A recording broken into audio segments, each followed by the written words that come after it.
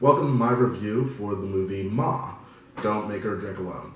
So this movie opens up with a new girl in town. She doesn't have any friends. Classic new girl in school thing.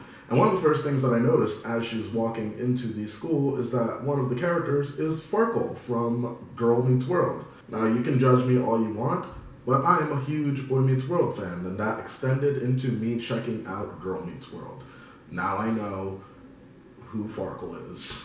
It picks up with a group of kids who are paying adults to buy them alcohol, something that I have done many a time in my life. So very relatable content there. But it does my heart good to see the world still buying alcohol for minors.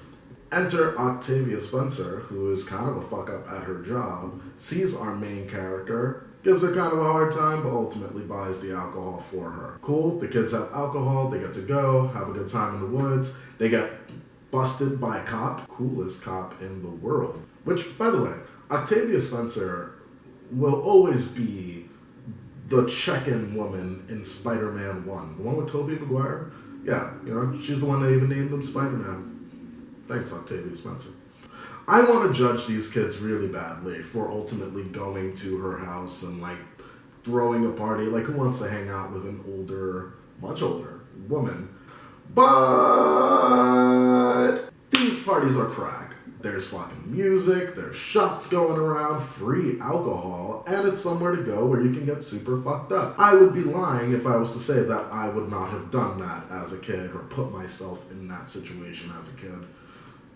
But then mom starts to go a little bit crazy, you know? She starts showing up at school and she starts buying them alcohol when they didn't ask for it. And she starts texting them and stuff and, you know, don't make me drink alone, come on over. They're like, look, lady, I have fucking school and shit. You know, I'm 16, right?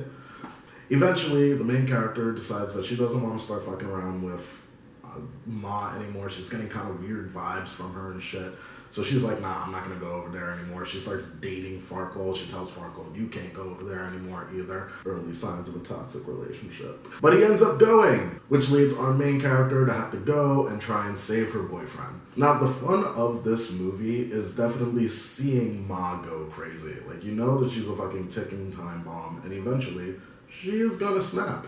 And that's where the fun is. You see the trailer, and you can tell that there's just a fucking snake in the water that is Ma.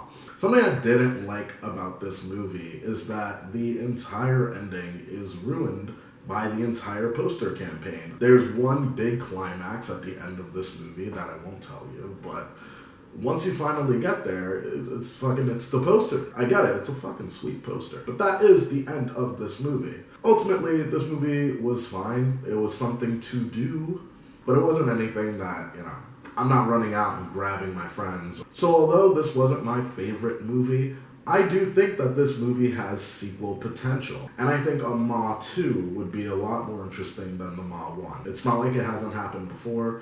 Ouija 1 was garbage, but Ouija 2 had kind of an ass on it. So that's my review of Ma. There's going to be more. This is my first one, just kind of seeing how it goes. But yeah, subscribe, like, and then I'll be doing more.